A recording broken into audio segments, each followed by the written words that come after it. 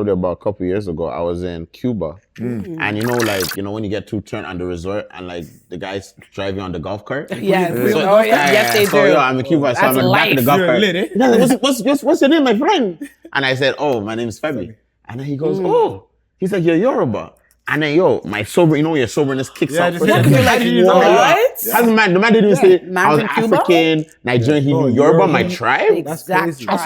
I said, how did you know about Yoruba? He's like, oh, I practice the Yoruba religion. There we go. And then I was like, Yoruba religion, because for me personally, I grew up understanding Yoruba as my language, my tribe, but I didn't know about the religion. What? He's like, yeah. He's like, it's probably one of the highest religions, especially in Brazil. You got it. The Yoruba religion. You got it, which is an African-based religion. So tell us about Yoruba religion. So it came before Christianity and Islam. It's the basis of Christianity and Islam. And basically is a religion all about a lot of different values and things. The goal of any Yoruba person is to have a state of balance. Correct. Right? Not to be too much on this side, not to be too much on this side, to be centered.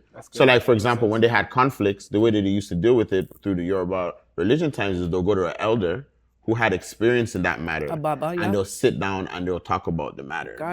They used to pray to different entities for different things.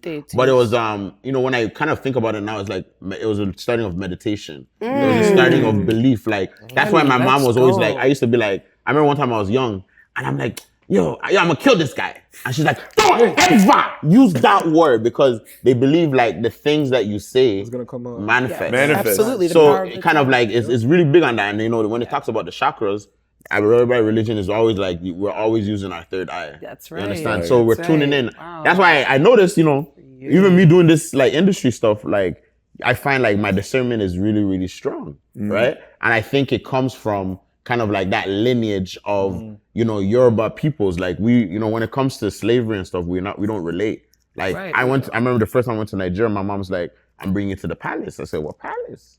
She's like, oh, Femi, you're from a royal family. I'm like, oh, whatever. So we hop on the boat. So we're hopping on the boat.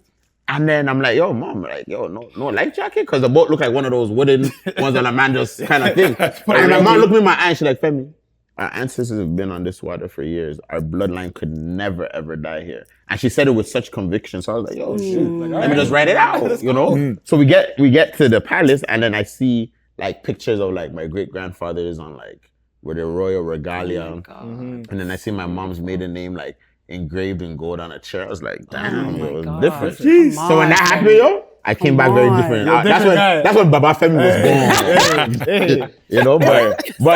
But to be honest, like I feel one thing I can say about our cultures though, like Ghanaians, just Africans in general. The rich culture like really teaches you a lot, especially growing up in the Western world. We're not taught to really appreciate some of the values and royalty that we come from. We're taught about the slave part, but they're not talking about the part before that. You know what I mean? I feel like when it comes to Africans, we're like, we get the whole story. A lot of people don't have the whole story. That's why a lot of people move kind of confused. So that's why you're finding like, even with Afro beats and stuff like that, I think people are liking it more. Not just because the music is good, but it's because it's bringing them to that part of the story that was never told. The roots. You know what I'm saying?